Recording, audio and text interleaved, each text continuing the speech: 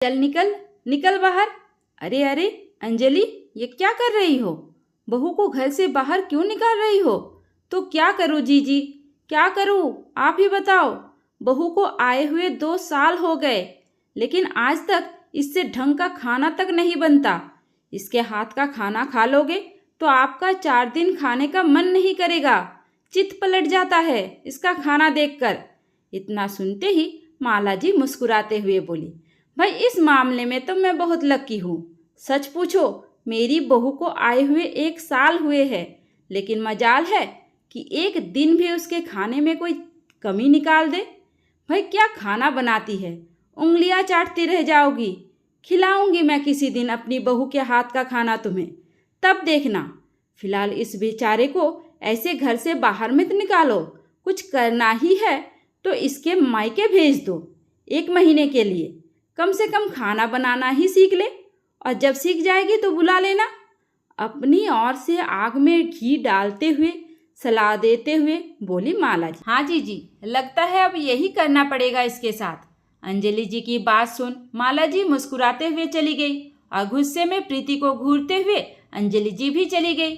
अंजलि जी कोई प्रीति का हाथ पकड़ के घर से बाहर नहीं निकाल रही थी, वो बस मुंह से ही लगातार गुस्से में प्रीति को घर से बाहर निकलने के लिए कह रही थी। और ये तो अंजलि जी का रोज का ही हो गया था। लेकिन आज जब माला जी आई तो प्रीति को अपनी बड़ी बेइज्जती महसूस हुई, खास करके तब जब माला जी प्रीति की बेइज्जती करते हुए अपनी बहू की तारीफ करने लगी। प्रीति को अपनी बहू से नीचा दिखाने लगी। बेचारी प्रीति रो पड़ी। प्रीति 2 साल से अपने आप को इस घर में एडजस्ट करने की कोशिश कर रही है। जितना भी खुद को परिवार के हिसाब से, माहौल के हिसाब से ढालने की कोशिश करती, उतना ही ये परिवार आगे था। और आगे किस चीज में था? कंजूसी में। हर चीज में कंजूसी। ऐसा नहीं था कि प्रीति को खाना अच्छा बनाने नहीं आता था। प्रीति भी अच्छा खाना बना लेती है, लेकिन अच्छा खाना भी तो तभी बनेगा ना जब उसके लिए तेल मसाले सारा सामान मिले।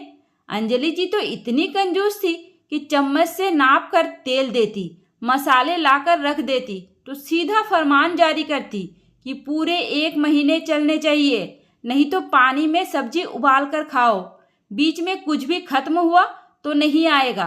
बेचारी प्रीति क्या करती, जब पूरा मालिकाना हक सास के हाथ में था और सास का सीधे सीधे फरमान था कि इतना राशन 1 महीने चलना है, तो कैसे भी करके चलना ही है। और जब सब्जी बनेगी पूरे 5 लोगों की और तेल मसाला 2 लोगों के सब्जी के बराबर भी नहीं पड़ेगा, तो सब्जी खाने लायक भला कैसे रहेगी।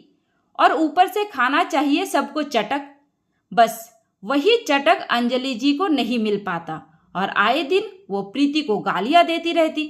प्रीति ने भी अपने आप को इस माहौल में ढाल लिया था, छोड़ दिया था सब कुछ उसने भगवान के भरोसे कि जैसे चल रहा है चलने दो।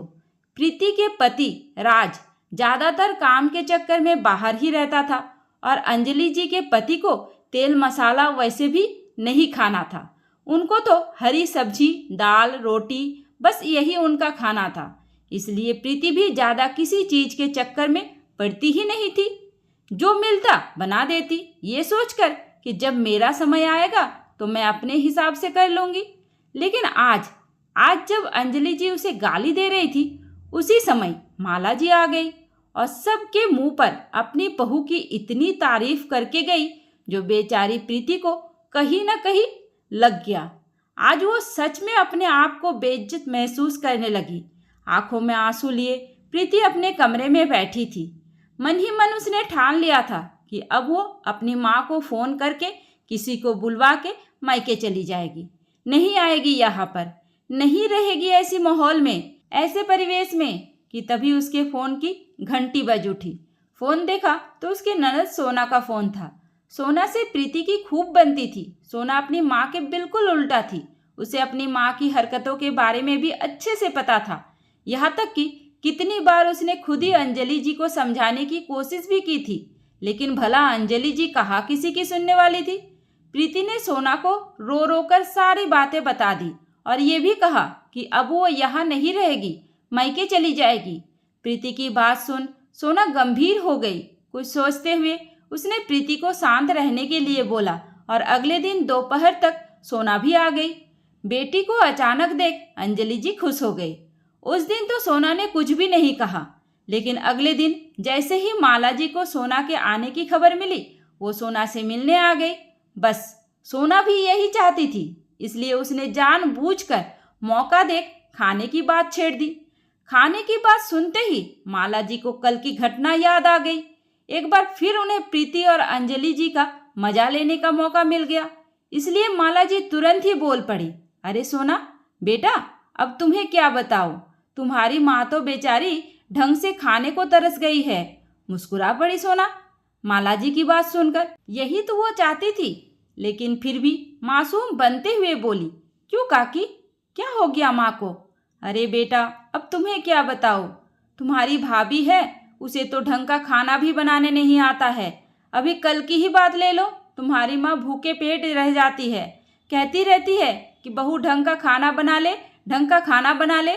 सारा तेल मसाला सब्जी सब बर्बाद हो जाता है, लेकिन बहू को तो ढंग से खाना भी बनाने नहीं आता है।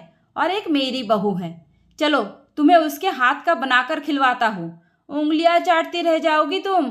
प्रीति की बुराई करने के बाद अपनी बहू की तारीफ करते हुए माला जी का सीना और भी चौड़ा हो गया था।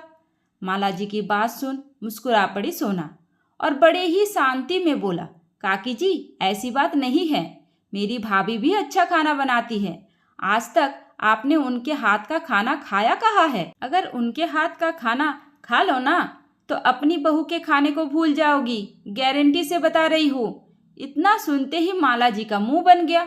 अरे बस करो सोना, तुम तो आज आई हो ना, मैं तो रोज तुम्हारी माँ के मुंह से सुनती रहती हूँ, रोज नौटंकी देखती रहती हूँ, तुम्हें क्या ही पता है।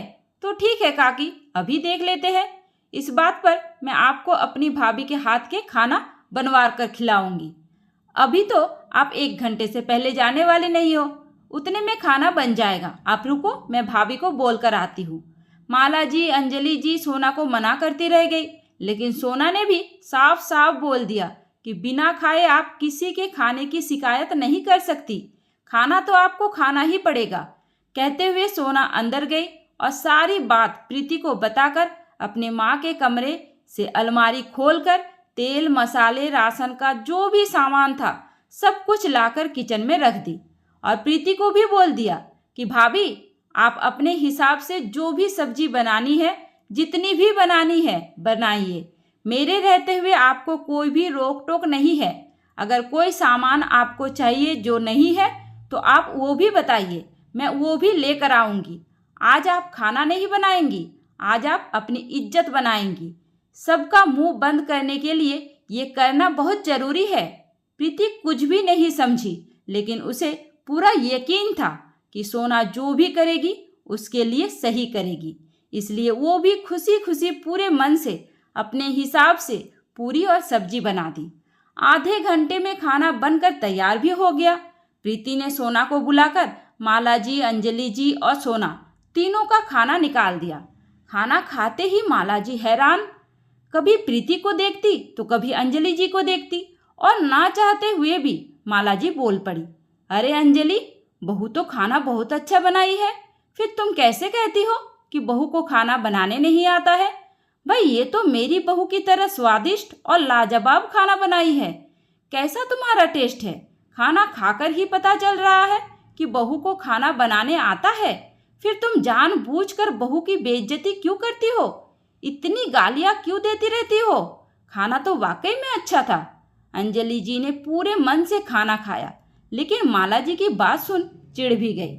आखिर कैसे बताए अपने मुंह से कि जो ये आज का खाना बना है ऐसा रोज नहीं बनता है, और क्यों नहीं बनता है वो भी कैसे बताए?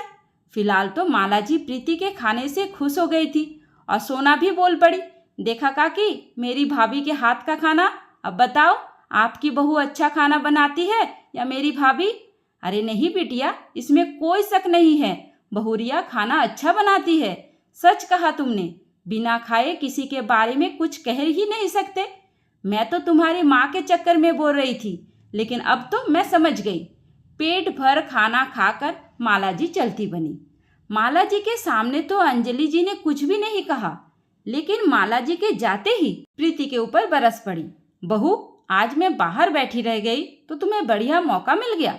सारा तेल मसाला टमाटर धनिया सब कुछ उठाकर एक ही बार में डाल दिया खाने में। अब कल से नमक और हल्दी डालकर बनाना राशन नहीं आएगा। अंजलि जी का तेवर देख सहम गई प्रीति। उसने सोना की ओर देखा। सोना ने तुरंत ही कहा, माँ, कल से हल्दी और नमक से खाना भाभी नहीं बल्कि आप बनाओगी, क्योंकि भाभी आज अभी अपने मायके जा रही है। 2 महीने 4 महीने 6 महीने वो अपने मायके में रहेगी। तब तक नहीं आएगी जब तक भैया उनके रहने की कहीं अलग व्यवस्था नहीं कर लेंगे, कहीं किराए का कमरा नहीं ले लेंगे, क्योंकि अब भाभी यहाँ पर तुम्हारे साथ तो नहीं रहने वाली। इतना सुनते ही अंजलि जी का पारा चढ़ गया। सोना, दिमाग खराब हो गया है तुम्हारा क्या? अनाप शनाप बके जा रही हो। क्यों नहीं रहेगी बहू यहाँ पर? क्या तकलीफ है उसे? क्या सुख है माँ, क्या सुख है? जब तुम खाने के लिए तरसा के रखी हो तो बाकी सुख की तो बात ही दूर है। आज जो माला काकी यहाँ से खुशी खुशी भाभी की तारीफ करके गई है, कल तक तो बहुत मजे ले रही थी भाभी की। किस लिए? तुम्हारी हरकतों से, क्योंकि तुमने भाभी का हाथ पकड़ के रखा था। जब वो अपने मन का बना नहीं सकती, खा नहीं सकती, सब कुछ तुम्हारे हिसाब से करेगी तो क्या फायदा उन्हें ससुराल में रहकर? इससे अच्छा वो अपने पति के साथ बाहर रहकर कम से कम खुलकर अपनी जिंदगी तो जिए। अपने हिसाब से बनाएगी खाएगी। तो मैंने भैया को सब कुछ बता दिया, क्योंकि भाभी की बात तो सुन नहीं रहे थे। भाभी के ऊपर तो उन्हें विश्वास ही नहीं था, लेकिन मेरी बात तो सुनेंगे ना, मेरी बातों पर तो विश्वास करेंगे ना। इसलिए शाम तक वो भी आ जाएंगे और 2-3 दिन के अंदर में ही भाभी को लेकर यहाँ से चले जाएंगे। फिर तुम आराम से अपनी बचत करते रहना। मन करेगा तो खाना, मन नहीं करेगा तो मत खाना, या एक टाइम खा के एक टाइम पानी पी के रहना। खूब बचत करना, कोई भी रोक टोक नहीं रहेगी। जब ढेर सारा धन इकट्ठा कर लेना तो अपने साथ लेकर ऊपर भी चले जाना। सोना की बात सुन अंजलि जी चिढ़ जाती है। सोना, ये कैसी बातें कर रही हो? माँ हूँ तुम्हारी, और ये सब मैं किसके लिए कर रही हूँ? जो कर रही इन्हीं दोनों के लिए तो कर रही हूँ ना, तुम्हारे भैया भाभी के लिए कर रही हूँ ना। माँ, क्या फ़ायदा इसका? आप क्यों नहीं समझती है? अगर इंसान ढंग से खाएगा पिएगा नहीं तो कल को कोई बीमारी हो गई तो इलाज में इससे ज़्यादा खर्च हो जाएंगे। फिर क्या फ़ायदा ऐसी बचत करने का? और इस बचत के चक्कर में न तुम ढंग से खा रही हो, न बहू को खाने दे रही हो, ऊपर से इज्जत का कचरा हो रहा है वो अलग से। आज तुम्हारे इसी बचत के चक्कर में माला काकी को भाभी के बारे में इतना सब कुछ बोलने का मौका मिल गया था। देख रही थी उनको कैसे खुद की बहू की तारीफ कर रही थी, और आपकी ही मुंह पर आपकी बहू की बुराई। माँ, कुछ तो सीखो। वो गांव में जाकर समाज में जाकर भाभी की शिकायत करेगी। किसकी वजह से? आपकी वजह से। जो भी आएगा भाभी को उसी नज़र से देखेगा जो नज़र आप दिखाओगी। अपने घर की इज्जत आप खुद ही नीलाम कर रही हो। तो क्या गलत करेगी भाभी जो यहाँ से हटकर अपनी एक अलग जिंदगी बसा लेगी? और अब मैं भी आऊँगी तो भाभी के यहाँ ही आऊँगी। यहाँ तो बिल्कुल नहीं आऊँगी, क्योंकि आपके खर्च लगेंगे। आप करो अपनी बचत। कहते हुए सोना प्रीति को लेकर चली गई। आज पहली बार ऐसा हुआ कि सोना की बातें अंजलि जी के पल्ले पड़ी। सोना ने जो जो कहा अंजलि जी ने सब कुछ सोचकर देखा तो डर गई कि इतने बड़े घर में वो अकेले कैसे रहेंगी। ना बेटा रहेगा, ना बेटी रहेगी, ना बहू रहेगी।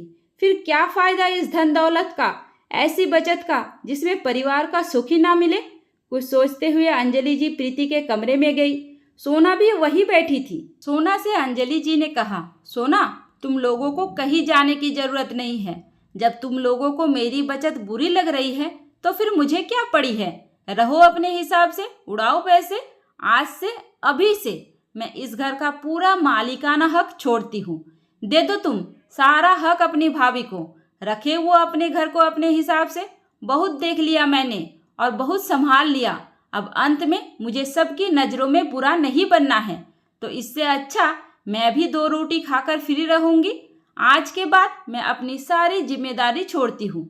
और ये लो स्टोर रूम की चाबी। कहते हुए अंजलि जी चाबी निकालकर सोना को देते हुए चली गई। माँ की बातें सुन प्रीति को देखते हुए मुस्कुरा पड़ी सोना, और चाबी प्रीति को देते हुए बोली, लो भाभी, आज से इस घर की जिम्मेदारी आपकी। अब आपका राज आ गया। करो आप अपने हिसाब से इस घर की, इस परिवार की और मेरी माँ की देखभाल। अब आपको कोई भी रोक टोक नहीं होगा, क्योंकि मेरी माँ ताऊ वाली है।